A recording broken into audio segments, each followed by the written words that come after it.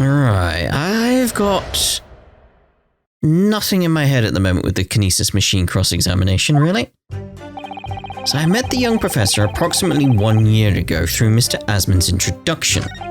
He provided me with the blueprints and I constructed the machine to his precise specifications. It was no trick. Like, so far, there's nothing to jump on. If the whole show was a fraud, it would have required a body double. Tell me, did the victim have a twin? Do we have anything that could potentially prove that there was a body double? I mean, yeah, that we know clearly that's going to be... Like, when we eventually open it up, it's going to be like, looks like that guy's head. We know that's coming. We know. But we can't prove that yet. We don't have a key. We can't do anything. So we can't act on this yet. All the spectators saw the birdcage appear above their heads and then crash headfirst into the crystal tower. Ah. No, because we took the birdcage. It did not go head first because the bottom is cracked. No. That's what we need to jump on, isn't it? Objection! We've examined the birdcage that crashed into the crystal tower ourselves, and took it, apparently.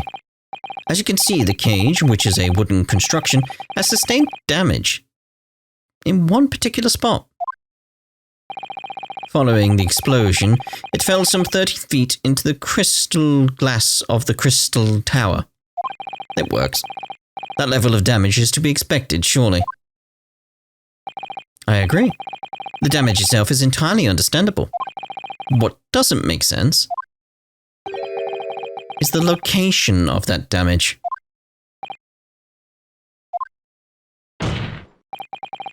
All the breakages in the wood are at the base of the birdcage, not the top. What are you saying? That's the opposite of where they should be. That's right, my lord. The birdcage that was at the scene is damaged at its base. So we have reports of the birdcage falling headlong into the crystal tower, yet the damage is at the bottom.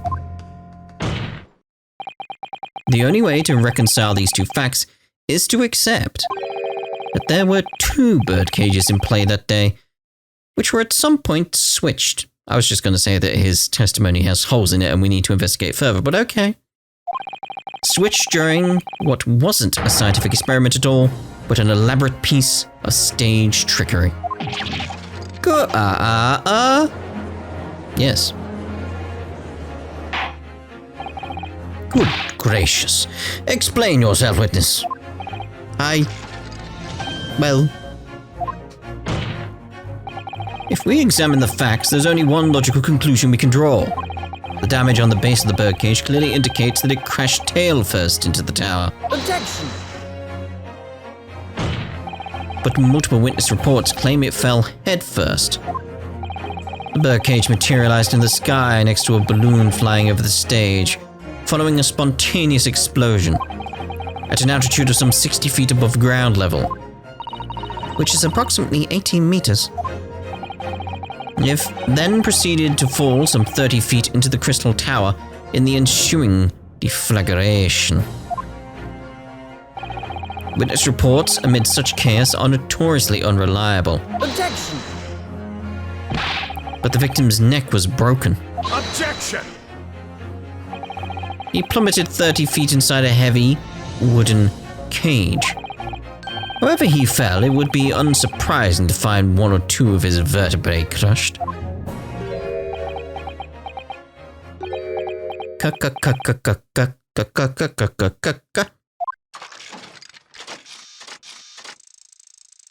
It's reminding me of a scene/song from Chitty Chitty Bang Bang, this guy. Some people will know what I'm on about. A riveting scientific analysis of events from the prosecution there.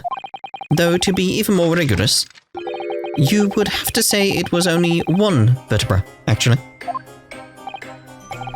He wasn't quiet for long. I find it hard to see what's motivating Lord Van Zyg's. This witness is clearly a swindler, and one who deceived a personal friend of his. If you're going to establish this deception, do it right. Sorry? I feel like that's the undertone here. Yes, there's one more point. The defense appears to have forgotten. It obviously wasn't a trick, as a certain truth very plainly demonstrates. What?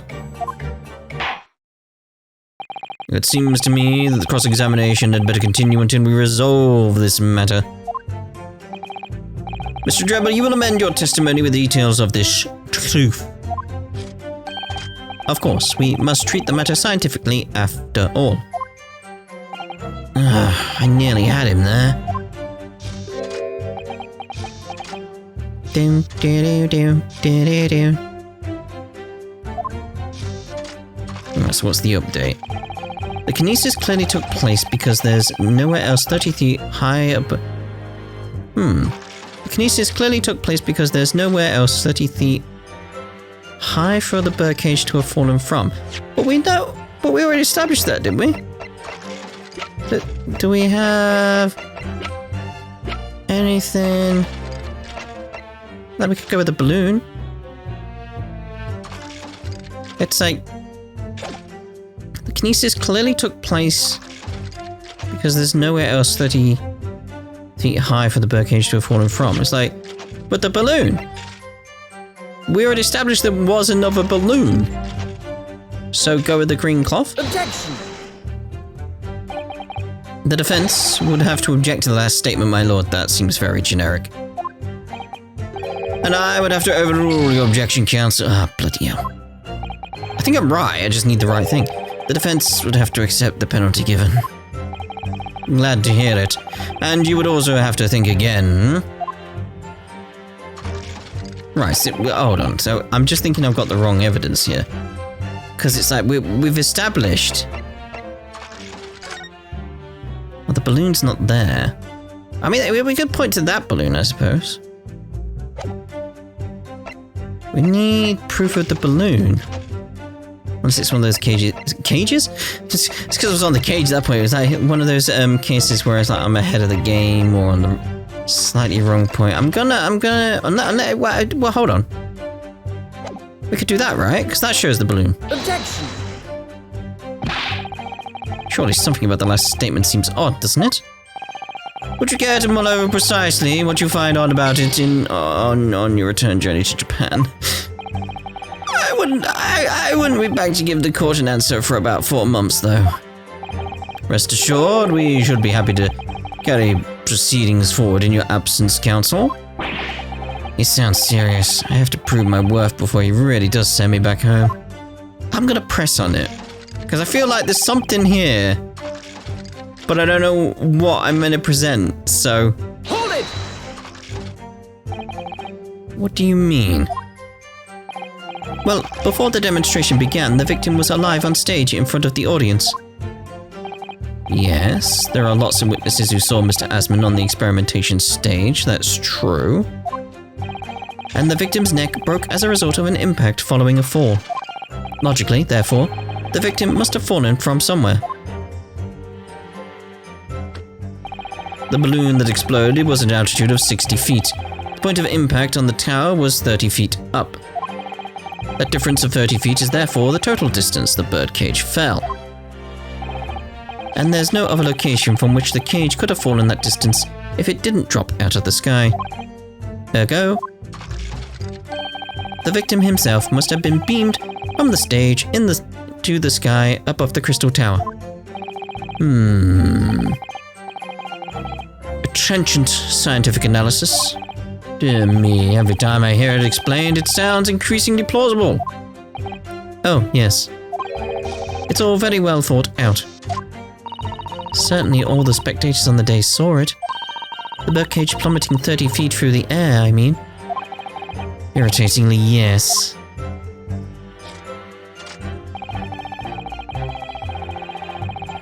So what? The kinesis clearly took place because there's nowhere else 30 feet high for the birdcage to have fallen from. I've tried that. Thinking maybe that, but it hasn't got like the... Unless I can go further up. But it hasn't got the balloon that I want on it.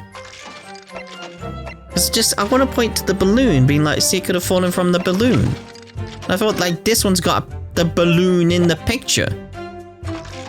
Like, we know it's there. This thing, we know the balloon's there. We can see it in the bloody picture as the experiment's taking place, so the balloon is definitely there. It could have fallen from this balloon.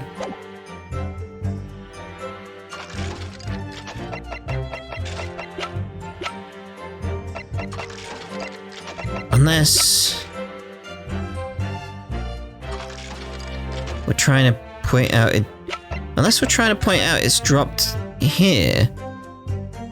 Because that's 30 feet-ish, isn't it? If it's 30 feet high.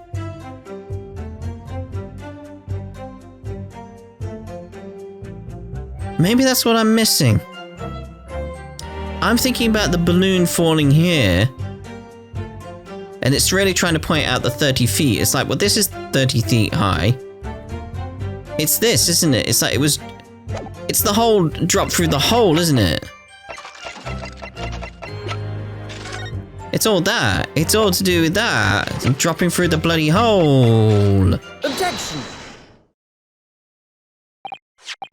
There we go. This is a diagram of the experimentation stage and its surroundings.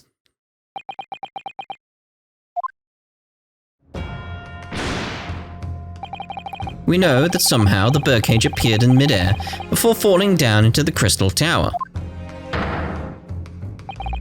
A fall of about 30 feet, or 9 meters. But it had to have fallen on the bottom. However, if you examine the diagram carefully, you'll see that there is one other possible location from which the birdcage could have fallen. Yeah, it makes so much sense now. The same distance of 30 feet. No.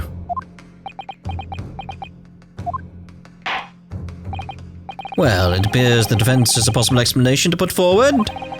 Go ahead, counsel. I got so caught on the balloon. Yes, my lord, of course.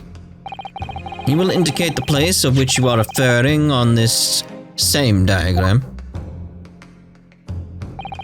The alternative location from which the birdcage could have possibly fallen the requisite 30 feet. It is like once I focus on the 30 feet, it's like, yeah. So, that area. The place I'm referring to is here. But the birdcage would have been to begin with. Which is exactly the point, my lord. Yes, the birdcage was in the machine on the stage. But what we must also consider is the height of the stage itself. Go on, counsel. It turns out the experimentation stage was built at a considerable height above ground level. Why, anyway? I mean, we know that you would question that, wouldn't you? Like, why? It's like so you can hide something below it. That's why. I suppose you could dig into the ground, but that's harder. If you look at the diagram, in fact, you'll see it's about the same height above the ground as the balloon was above the crash site, which is why you go with that piece of evidence, because you can compare the heights.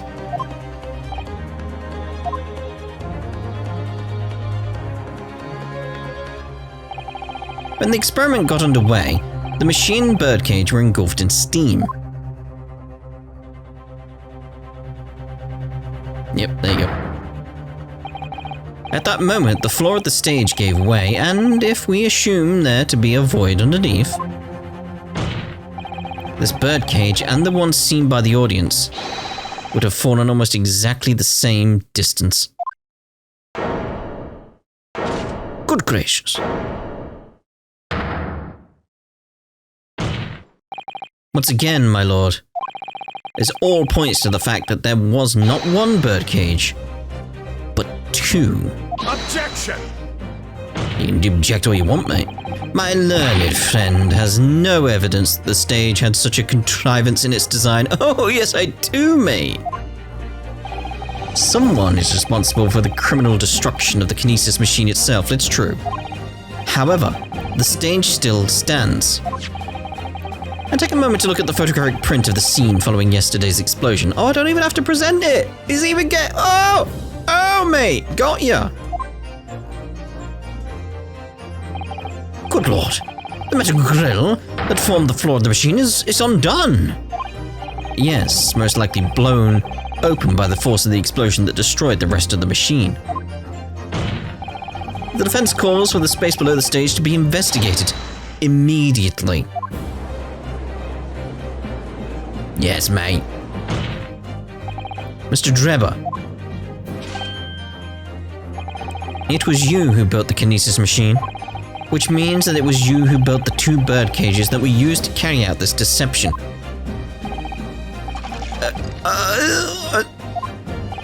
Whether Professor Hairbrain's hypothesis is sound or not makes no difference.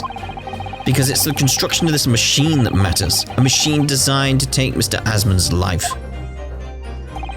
And lay the blame fairly at the Professor's door. Something that could only have been carried out by you, Mr. Enoch Drebber. Grr. And search. Objection! Overruled. What? Oh, here we go. Bloody hell.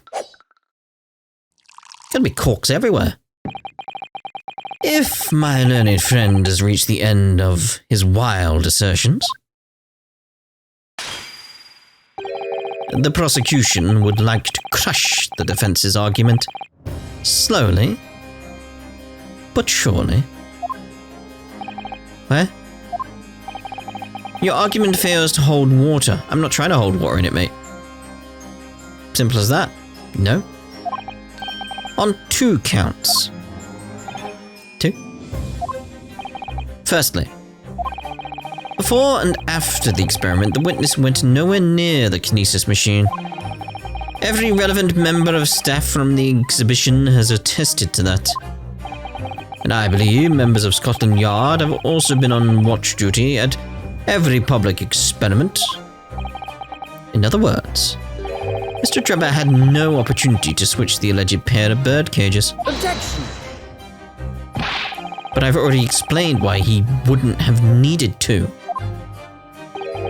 And the nonsense with the crossbow, that doesn't bolster your case at all. The man who disappeared from the stage and the man who crashed into the tower are one and the same. The forensic investigation team's report is unequivocal on that point. Yes, we need to think about proving that really now, don't we? And the second flaw in your assertion is a distinct lack of motive. Why would this man have wanted to take the victim's life? He had no reason to do so. A motive? Do I have to think of everything myself? I have here a contract provided by the witness. What contract is this, Lord Van Zykes? The contract into which Mr. Drebber entered with the victim, Mr. Asman. It reads, Mr. Drebber is to receive 30% of all remunerations, that's the one, my lord, from government grants or other income. 30% are certainly very favourable contractual conditions. But there was one very important provision bolted onto that clause. What provision? Mr. Drebber may only uphold this right on condition that both contracting parties are alive. In other words, if either of us were to die, the contract would become null and void. So you see, I had nothing to gain from Mr. Asman's death. The diametric opposite, in fact, unless that's part of your plan, and there's something else going on.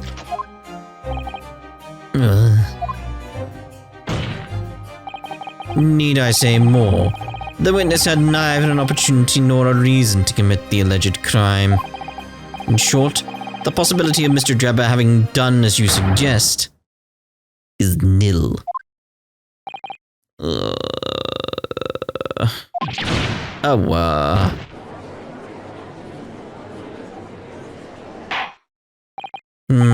It seems the defense's assertion was somewhat wide of the mark. Nah, we're on the right track. Lord Van Zykes, you will submit the contract as evidence, please. Let's have a look at that, though. It's true. It is, isn't it? What? Terms of investment. The investor, Mr.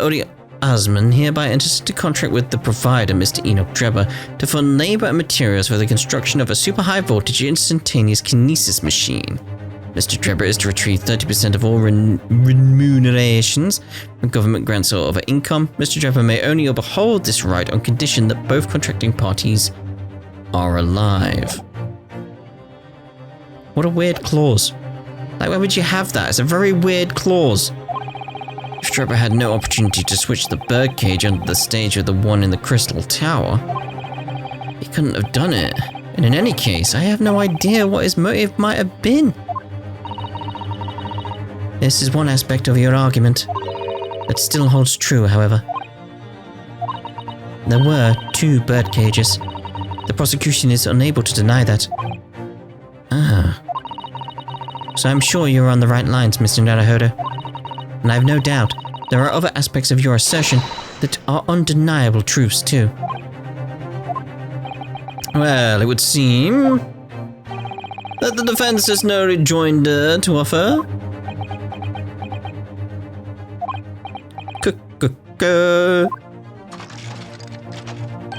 Well, I must say I'm a little surprised. I came here to testify about the machine I built, and instead my reputation is defiled. But the prosecution's counter has set the record straight, I think. It's impossible that I'm the culprit. Objection!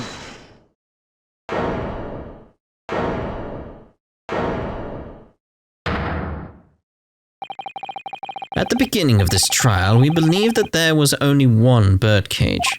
Yet now we know there must have been 2. In other words, there was more to the demonstration than we realized at first.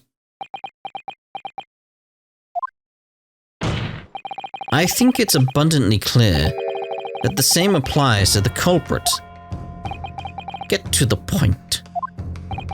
The stage demonstration was constructed and set up in its entirety by you, Mr. Drebber. Therefore, it's inconceivable that you had no hand in the events that transpired. So if circumstances mean it's impossible that you could have carried out the crime yourself, it points to the fact that someone else was involved. Someone else? Counsel, are you suggesting? Yes, my lord. Mr. Drebber had an accomplice. Objection! An accomplice now. Well, then I presume you're prepared for what's to come. Now that you're accusing not only the witness, but someone else of the most serious of crimes. If these accusations turn out to be false, then make no mistake. The prosecution will demand an equally serious punishment for your slander.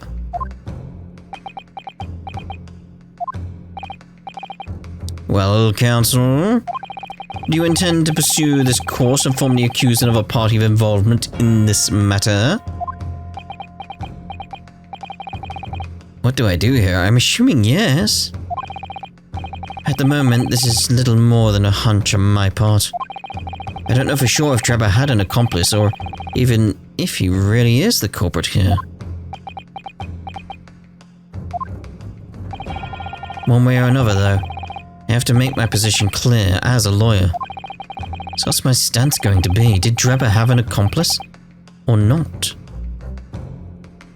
Who?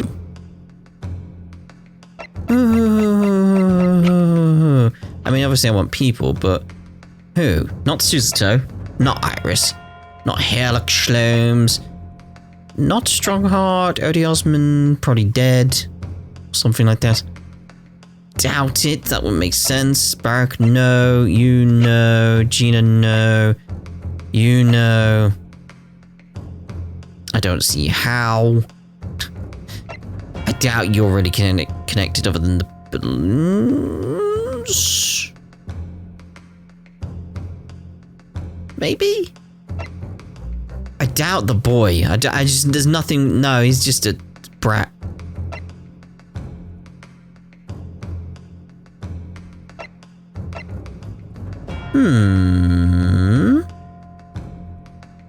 I mean, you would have access to the area, and the cage did appear later, which you would have been able to do. Because the cage did come from nowhere, it was pointed out, so it's like, she could be involved somehow. Like, she's the leader of the forensic investigation team, and only they were allowed access properly to that area. And the birdcage did come from nowhere on the second day of investigation. It wasn't there before. We saw a box before. I'm gonna go with her. So name the accomplice. The defense is ready to name Mr. Drebber's accomplice. Somehow the two bird cages must have been switched. Everything points to that. Yet according to the coroner's report, that's not a possibility. But that inconsistency itself is a clue. Hold on. Coroner Courtney, I mean, the fact it points it out there. Caused a death, hemorrhage of a wound to the chest that pierced the heart, inflicted by a shot. Implement additional observations, a broken vertebrae, most likely resulting from impact after a sudden fall from considerable height.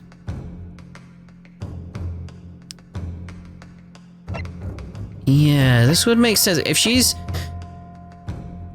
would be the one who has access to the body as well.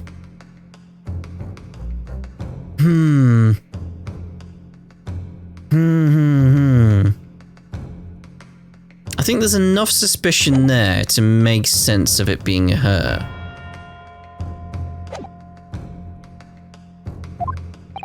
Counsel? My lord? You have received a stark warning already. If you are nevertheless determined, then I must now ask you to identify this alleged accomplice by name.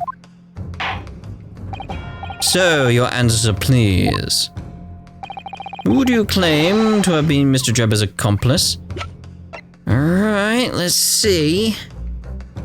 Again, there's enough suspicion, there's enough doubt from me to be like, maybe. Maybe it's her. Take that!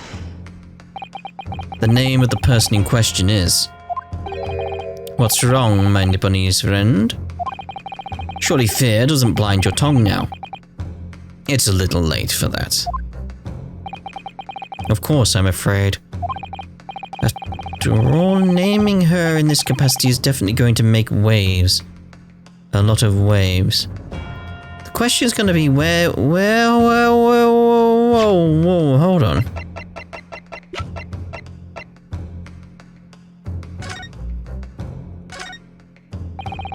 I'll find anything out of place. Yeah, but we got... Now look here, Mrs. Toe. Oh yes, the wood's cracked. Crystal Tower. Can we find out what it's made of? Because what that skeleton she had in her office, what was that in? Was that in the other bird cage? Because if there's maybe two bird cages and we only know of one here, has she hidden the other one in her office? It's in the corner with the skeleton in it. Because they didn't they mention it was made of like cherry wood or something? I have to go back now and have a look, but I can't. I'm in the middle of the trial right now. Is there anything that tells me? I feel I'm close on something there. There's some... that skeleton. That skeleton. Anyway, after naming her in this capacity is definitely going to make waves. A lot of waves. I could very well turn every single person in this courtroom against me. I'm sure it would be alright, Mr. Naruhodo. I'm not sure it will. Thank you, Miss Suzuto. The enemy always appears larger than life, but you'll appear exactly the same to the enemy. Alright then. Here goes. You've kept us waiting long enough. Your answer, counsel. Now. The person who colluded with Mr. Drebber in order to carry out this wicked crime is Scotland Yard's coroner, Dr. Courtney Scythe. What? What the blazes you were talking about, Dr. Scythe? The head of the forensic investigation team, and the coroner who conducted the autopsy on the victim. Oh my, this is what I fancy a cup of tea, do you? Yes. We know there were 2 bird cages, so who could have carried out the switch to complete the illusion? The accident happened in front of a huge crowd of spectators, and the area was immediately sealed off. And everyone, police officers included, were banished to make way for the forensic investigation team. When else could the switch have occurred? It can only have been in the team's presence. It's essential that the court determines exactly what happened following the incident. The defense demands that Dr. Scythe be summoned to the witness stand at once to testify. No, man, it's quite, yes.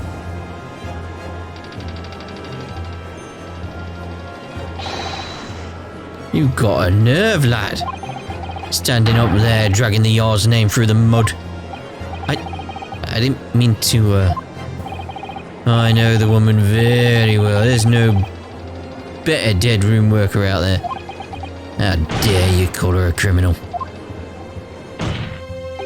My learned friend's imagination appears to be wilder than the East End at night. But the recklessness of your accusation aside, there's another grave problem with your argument. One which the prosecution demands you address at once. A grave problem? Oh my word. Who do you claim acted as the victim's doppelganger? You said it yourself. Grave problem. What?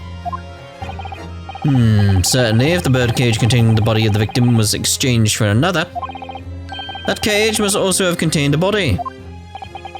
And yet, no missing persons or accidental deaths of anyone even remotely resembling the victim have been reported.